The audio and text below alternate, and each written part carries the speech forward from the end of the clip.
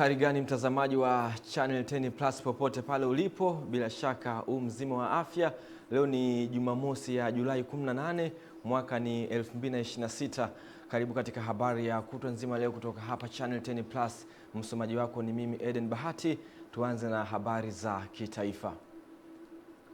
Serikali ya Jamhuri ya Muungano wa Tanzania na serikali ya Jamhuri ya Kiarabu ya Misri zimekubaliana kushirikiana katika nyanja mbalimbali zikiwemo sekta ya kilimo, nishati, uchukuzi, maji, elimu na afya, jambo linaloonyesha dhamira ya dhati ya mataifa hayo mawili kuinua ustawi wa wananchi wa nchi hizo. Makubaliano hayo yanatokana na mazungumzo baina ya Rais wa Misri Abdel Fattah el-Sisi na ujumbe wake pamoja na Rais wa Jamhuri ya Muungano wa Tanzania Daktari Samia Suluhu Hassan na ujumbe wake yaliyofanyika Ikulu jijini Dar es Salaam wakati wa ziara ya kiongozi huyo wa Misri nchini. Tupate undani wa taarifa hiyo.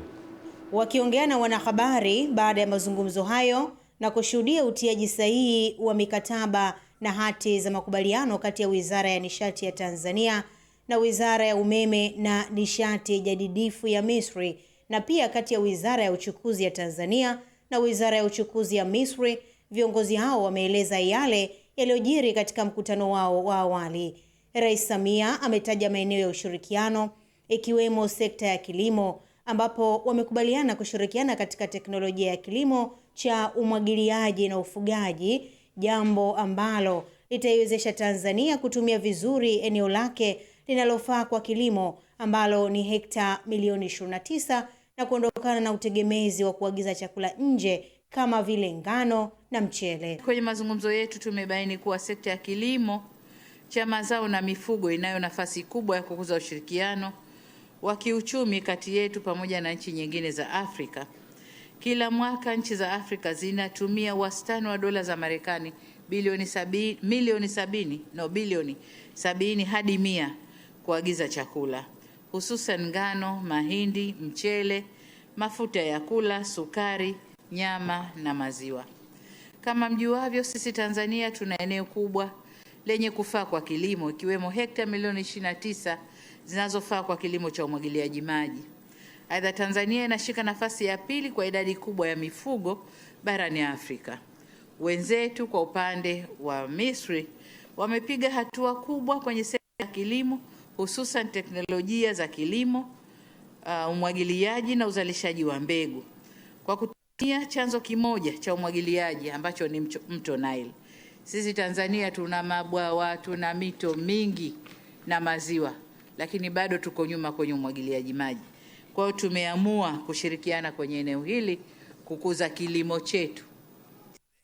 Aidha, Daktari Samia amesema katika sekta ya uchukuzi, Misri itashiriki katika ujenzi wa bandari ya Bagamoyo na kuiunganisha na bandari kavu ya Kwala kwa njia ya reli, ambapo Misri itapatiwa eneo la ujenzi wa eneo la kuhifadhi mizigo yake.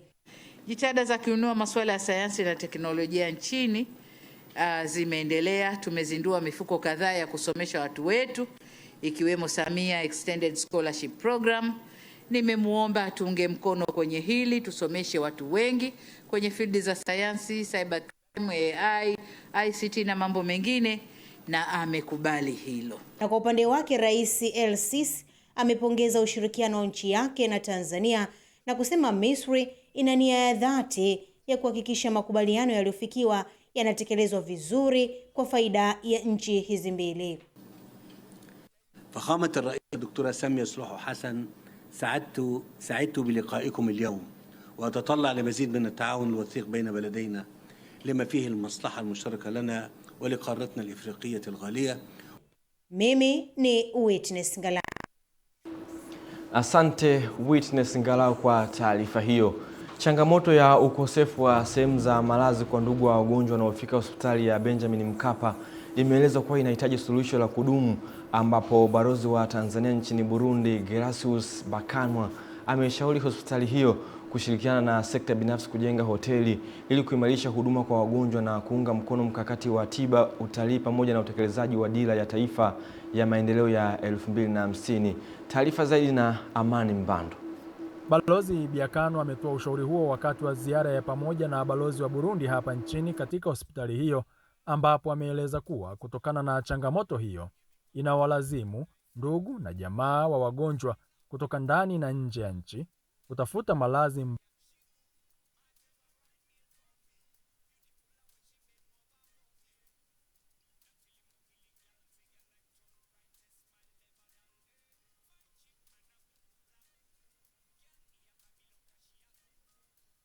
mbali na hospitali, hivyo kuongeza gharama za usafiri pamoja na usumbufu wakati wa kuhudumia.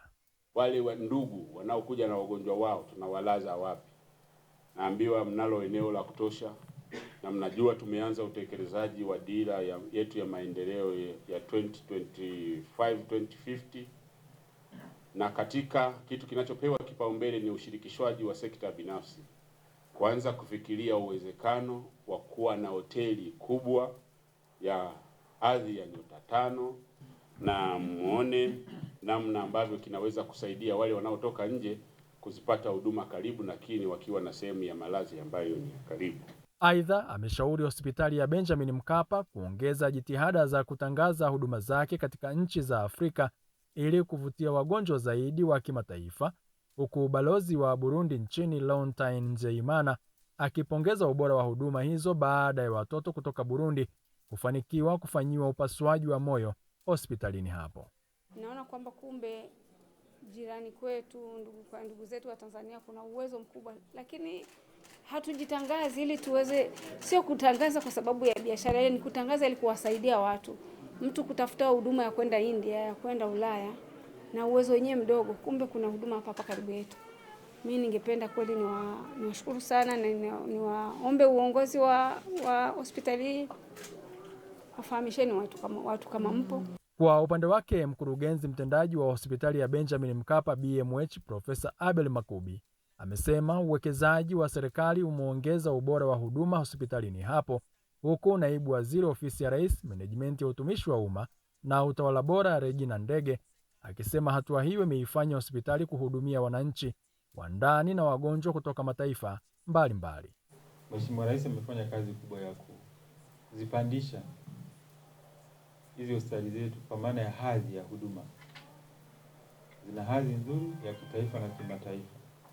Na ndio maana sasa tumefikia hatua sisi wataalamu sasa hivi kufanya huduma za kibingwa bobezi za juu kabisa ambazo hata Europe wakija hapa wanashangaa. Kiongozi wetu mkuu wa nchi Daktari Samia Suluhu Hassan aliona ni vema kuwekeza sana kwenye sekta ya afya. Kwa sababu hii sekta ndio sekta ambayo inatumia gharama kubwa sana, hasa magonjwa haya makubwa. Amani Mbando, Channel 10, Dodoma. Asante Amani Mbando kwa taarifa hiyo. Wananchi wa kaya 17 za mtaa wa Mpama, kata ya Miuji mkoani Dodoma wanalazimika kulala nje baada ya nyumba zao kubomolewa kutokana na mgogoro wa ardhi wa muda mrefu tangu mwaka 2016 kati yao wananchi hao na taasisi ya kidini ya Imam Takwa. Mwandishi wetu Leonard Mwacha kutoka Dodoma ana undani wa taarifa hiyo. Ni siku ya 3 kaya hizi zikiwa zimekosa makazi mara baada ya nyumba zao kubomolewa na kulazimika kulala nje, wao pamoja na watoto wao. Wanaeleza kwamba hawajaridhishwa na zoezi la ubomoaji. Wananiambia mama, fanya haraka, toa vyombo nje. Nikiwa na mwanangu mgongoni nimebeba. Yani ninalia mwenzenu, jamani nimeumia nyumba yangu mwenzenu. Nilifunga mlango ili wasiingie ndani, lakini walivunja mlango wakaanza kutoa kitu kimoja baada ya kingine. Nilichukua watoto wangu nikasema jamani mimi sitaki, niliingia ndani kujifungia, lakini bado walitoka ndani wakaja wakanivuta. Namo hiyo siku ya Jumatano majira ya saa 7 tukio hili la ubomoaji lilifanyika. Sasa tunashindwa kuelewa wao wamekuja kubomoa kwa kibali kipi na kwa ruhusa ipi. Hicho kitu kila mtu hapa ukimuuliza hana majibu na pasipo taarifa yoyote. Mimi nilikuwa nimeenda kwenye mihangaiko yangu huko Swaswa. Napigwa simu nyumba nabomolewa, nikakodi boda kufika hivi. Nikabaki nimesimama nikasema Mungu wewe ndio unajua. Wakatoa vitu. nyumba ikafanya nini? Ikashushwa. Akizungumza kwa njia ya simu, mwenyekiti wa taasisi ya Imam Takwa inayohusishwa na ubomoaji huo wamesema zoezi hilo ni kutokana na kushinda kesi ya umiliki wa eneo hilo. Ni la kwetu, ni eneo la msikiti la shule. Tulinunua kwa ajili ya shule, tulinunua shamba kwa ajili ya shule na baadaye tukabadilisha huko jiji ikawa ni shule. Sasa watu wakavamia kujenga pale. Na kesi imeenda mahakamani mpaka mahakama ya juu huko ndio imetoa hizo amri. Hata hivyo, serikali imeahidi kufika mahali hapa na kukutanisha pande zote ili kutatua mgogoro huu. Sisi tumeambiwa serikali itakuja hapa kesho. Kutoka hapa kata ya Miuji jijini Dodoma, Leonard Mwacha, Channel. Asante Leonard Mwacha kwa taarifa hiyo kutoka jijini Dodoma. Zaidi ya shilingi milioni 35 za wakulima wa korosho ziko kwenye sintofahamu baada ya tani 9 za korosho kudaiwa kupotea katika chama cha msingi cha ushirika cha Mwambesi kilichopo katika kata ya Misechela, wilaya ya Tunduru mkoani Ruvuma, na kumlazimu mbunge wa Tunduru Kusini Mhandisi Fadhili Chilombe kuhoji ucheleweshaji wa uchunguzi na kuagiza hatua za haraka kuwabaini na kuwajibisha wote waliohusika kwa mujibu wa sheria. Taarifa ya Yusuf Kayanda kutoka Tunduru mkoani Ruvuma inafafanua zaidi. Malalamiko hayo yanajiri katikati ya mkutano kati ya wanachama wa chama hicho, afisa ushirika wa wilaya, mwakilishi wa chama kikuu cha ushirika TAMCO na mbunge wa jimbo la Tunduru Kusini, ambapo wakulima wanadai tani 9 za korosho sawa na kilo 9,000 zenye thamani na ukadiriwa kati ya shilingi milioni 35 hadi 39 kulingana na bei ya msimu wa mwaka 2025-2026 ambayo wanachama wa chama cha msingi cha ushirika Mwambesi wanadai hayajulikani yalipo.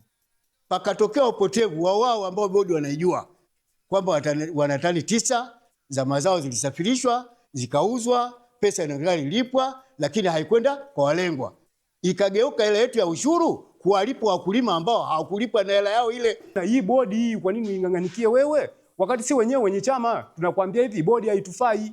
Lakini wewe bado unang'ang'anikia. Pana nini? Cha kwanza tupate taarifa ya kwamba wale watu ambao wanahusika kuhujumu mali ya chama yote saa hizi wako jela au wamekamatwa, wanafanyiwa utaratibu wa kurejesha fedha zetu. Sisi tunachohitaji hapa ni fedha. Akijibu hoja hizo, afisa ushirika wa wilaya ya Tunduru Faudhi Mota anasema ofisi yake haikuruka hatua bali ilifanya uchunguzi wa kina uliochukua zaidi ya mwezi 1.5 kabla ya kuwasilishwa kwa mrajisi wa mkoa. Sisi ile kazi tulifanya ila kwa muda mrefu, zaidi ya mwezi mmoja tumefanya ile kazi kwa sababu ile alitakiwa tumuonee mtu, tujue kabisa nani ameharibu na nani mwingine hajaribu. Lakini maelezo hayo hayakumridhisha mbunge wa jimbo la Tunduru Kusini Mhandisi Fadhili Chilombe mbele ya viongozi wa ushirika, mbunge huyo akihoji kwa nini uchunguzi wa suala linalohusu mali za wakulima wenye thamani ya mamilioni ya shilingi umechukua muda mrefu bila hatua za wazi za uwajibikaji. Mkuu wa wilaya anahangaika, mkuu wa mkoa anahangaika, yani kila mtu anahangaika kivyake. Alafu nyinyi mnapewa jukumu, yani nyinyi ndio mnagusa maisha yetu sisi ya moja kwa moja. Kwa sababu huyu akilima tunapeleka kwenye ushirika ndio nyinyi. Wewe mimi nakwambia langu imepotea mtoto ajienda shule anasema mrajisi alikwenda Dar es Salaam, anahusiana hayo? Kutoka hapa katika chama cha ushirika cha Mwambesi kilichopo katika kata ya Misechela wilayani Tunduru mkoani Ruvuma, mimi ni Yusuf Kayanda wa Channel 10. Asante Yusuf Kayanda kwa taarifa hiyo. Serikali ya Uganda imesitisha kwa muda safari zote za shule nchini humo kufuatia ajali mbaya ya basi iliyosababisha vifo vya wanafunzi wasiopungua 20 na mtu mzima mmoja waliokuwa kwenye ziara ya kilimo katika wilaya ya Kapchorwa. Uchunguzi wa awali unaonyesha kuwa basi hilo lilipata hitilafu ya kiufundi kabla ya dereva kupoteza udhibiti katika eneo la Chekwatiti Hill, barabara inayojulikana kwa ajali za mara kwa mara. Makumi ya wanafunzi na wafanyakazi walijeruhiwa katika ajali hiyo. Waziri wa elimu John Chrysostom Muyingo amesema marufuku hiyo itadumu hadi uchunguzi wa kina kuhusu chanzo cha ajali utakapokamilika, huku akisisitiza kuwa usalama wa watoto ni kipaumbele. Polisi wameanza kutekeleza marufuku hiyo kwa kusimamisha mabasi ya shule yaliyokuwa yakielekea kwenye safari za kielimu katika maeneo mbalimbali ikiwemo jijini Kampala. Taasisi ya utafiti wa kilimo nchini TARI kituo cha Naliendele imeweka mikakati ya kuhakikisha kuwa watu wenye ulemavu wanaojihusisha na kilimo cha korosho wananufaika na kilimo hicho kwa kuwapatia mafunzo maalum ya kilimo bora cha kisasa chenye tija kulingana na mahitaji yao. Mwandishi wetu Adam Malima kutoka mkoani Mtwara ana taarifa zaidi. Mikakati ya taasisi ya utafiti wa kilimo nchini TARI kituo cha Naliendele ni kuhakikisha kwamba makundi yote katika jamii yanakuwa na kilimo chenye tija cha zao la korosho. Leo hii TARI Naliendele imewakutanisha watu wenye ulemavu wa kusikia, kuona na ulemavu wa viungo, kuwafundisha kilimo bora cha kisasa na chenye tija cha zao la korosho, ikiwemo matumizi sahihi na salama ya viuatilifu katika zao la korosho. Hii nao ni sehemu kubwa ambao ni fursa kwa wenzetu wenye mahitaji maalum. Wanaweza wakaenda wakabangua korosho walizokuwa nazo, wanaweza wakashiriki kwenye kupata ajira ya ubanguaji wa zao la korosho, lakini pia wanaweza wakashiriki kwenye kupata ajira sio tu kwenye uongezaji wa thamani, lakini hata haya tuliowafundisha bado wanaweza wakazalisha miche wenyewe. Hizo zote ni katika kuongezea thamani na kupitikia wadau mbalimbali wawe sasa ni miongoni mwa watu watakaonufaika na fursa hizo, kwa maana ya kuzalisha miche bora ya korosho ambazo wamepata utaalamu wao kupitia kwa wataalamu hivi leo. Kizungumza mara baada ya kupatiwa mafunzo haya, watu wenye ulemavu wanaeleza kwamba kilimo cha korosho kinaweza kuondoa utegemezi katika jamii. Nimepata mtaji wa ziada kutoka kwenye kilimo ambao sasa hivi ninamiliki pikipiki kama bodaboda mtaani nafanya kazi, lakini nguvu kubwa imetokea kwenye kilimo. Yaani mimi nimeanza kupata nafuu ya maisha, kuyaona kwamba kuna nafuu ya maisha baada ya kujikita kwenye kilimo. Funzo haya tumeyapata hapa TARI Naliendele. Ni fursa kubwa sana kwa sisi walemavu. Kwanza inatupatia ajira kuondokana na utegemezi kwa kulima zao hili na kupata fedha inazotusaidia kimaisha. Kutoka katika taasisi ya utafiti wa kilimo nchini TARI, kituo cha Naliendele hapa mkoani Mtwara, Adam Malima, Channel 10. Asante Adam Malima kwa taarifa hiyo. Serikali imetoa kiasi cha shilingi bilioni 440 kwa ajili ya utekelezaji wa mradi wa mabadiliko ya tabia nchi wa Ziwa Victoria ili kuunganisha mkoa wa Simiyu na mtandao mkubwa wa maji kutoka Ziwa Victoria kwenda katika wilaya za Busega, Bariadi na Itilima, ikiwa ni mpango wa kumaliza tatizo la maji kwa wananchi hasa wa vijijini. Tupate undani wa taarifa hiyo. Akitoa taarifa ya utekelezaji wa mradi huo kwa awamu ya kwanza katika kikao cha wadau wa maji, meneja wa RUWASA mkoa wa Simiyu Mhandisi Emmanuel Luswetula amesema mradi huo utatekelezwa kwa muda wa miezi 18 na mkandarasi kampuni ya Otonde Construction ili kuviunganisha na huduma ya maji vijiji vipatavyo 81 ambavyo vimekuwa vikikabiliwa na ukosefu wa huduma hiyo muhimu. Changamoto kubwa ambayo tulikuwa tunaipata kwa mkoa wa Simiyu ni kuwa na chanzo cha maji. Kwa hiyo kwa sasa chanzo kilishapatikana na hatua hii ikishakamilika, tuna uwezo sasa wa kuweza kuvuta maji kwenda maeneo ambayo hajafikiwa na mradi huu katika bajeti ambazo tutakuwa tunazipata za halmashauri. Nadhani tutatekeleza ndani ya muda tuliopangiwa na tutatekeleza kwa ubora ule unaotakiwa. Kwa hiyo tunaomba wananchi watupe ushirikiano ili tuweze kutekeleza majukumu yetu vizuri. Mkuu wa mkoa wa Simiyu Anamringi Macha anasema serikali imewekeza fedha nyingi ili kuwahudumia wananchi wake huduma ya maji. Hivyo mkandarasi anapaswa kuhakikisha mradi huu haukwami kwa namna yoyote ile. Mradi huu usiende kuwa changamoto kwa wananchi, bali uende ukawe wa neema kwa wananchi. Ndio sababu tunashirikishana hapa. Na mimi nitoe wito kwa wanasiasa, madiwani pamoja na viongozi wote mlioko chini. Tuwasaidie hawa. Huu mradi pamoja na wananchi unakwenda kutunufaisha sisi wenyewe. Tuendelee kutoa elimu, tushirikiane kuisaidia serikali. Tusiende kwenda kuibua migogoro. Baadhi ya wananchi, mbali na kupongeza hatua hiyo iliyochukuliwa na serikali, kiu yao kubwa ni kuona wanaondokana na adha ya maji ambayo imekuwa ikiwakabili. Wananchi wangu wanahangaika na maji, ila kwa sasa kwa leo ninajisikia vizuri sana. Tunaomba mkandarasi atakapoanza hii kazi basi amalize kwa wakati kama alivyosema miezi 18 uwe mradi umekamilika, ili wanawake waondokane na adha hii ya kusumbuka kutafuta maji kwa umbali mkubwa. Joseph Ndau, Channel 10. Asante Joseph Ndau kwa taarifa hiyo. Watu 4 wamepoteza maisha na wengine 62 kujeruhiwa kufuatia mashambulizi ya ndege zisizo na rubani drones za Ukraine yaliyolenga maghala mawili ya makampuni makubwa ya biashara ya mtandaoni ya Urusi, Wildberries. Kwa mjibu wa maafisa wa Urusi, watu 7 walifariki dunia na wengine 25 kujeruhiwa baada ya shambulio lililolenga ghala la kampuni hiyo lililopo mjini Tambov. Katika tukio la pili lililotokea katika ghala la Woodbury lililoko mji wa Electrostro, mtu mmoja aliuawa huku wengine 37 wakijeruhiwa. Mashambulizi hayo ni miongoni mwa matukio hivi karibuni yanayoonyesha kuongezeka kwa matumizi ya ndege zisizo na rubani katika vita vinavyoendelea kati ya Urusi na Ukraine. Kufikia sasa hakuna taarifa rasmi kutoka upande wa Ukraine kuhusu mashambulizi hayo. Watumishi wanaomaliza kada ya afya ya uuguzi wametakiwa kwenda kufanya kazi kwa kufuata misingi na maadili ya taaluma yao na kujiepusha na vitendo vya utovu wa nidhamu na lugha chafu wakati wa kuwahudumia wananchi. Musa Makari anaripoti kutoka Mara. Wakati serikali ikiwekeza nguvu katika uboreshaji wa huduma za afya nchini, wanafunzi wanaohitimu kada ya afya ya uuguzi wametakiwa kwenda kufanya kazi kwa kufuata misingi ya taaluma yao na kujiepusha na lugha chafu kwenye maeneo yao ya kazi, huku wakiomba serikali kuangalia kwa jicho la pili katika ajira. Tunahitaji wakilishi mzuri huko mnakokwenda. Clinical area tuone mna behave kama wataalamu wa afya. Tuone mna behave kwa wazazi wenu kama watu ambao wameenda skuli, sio watu ambao wametokea from nowhere.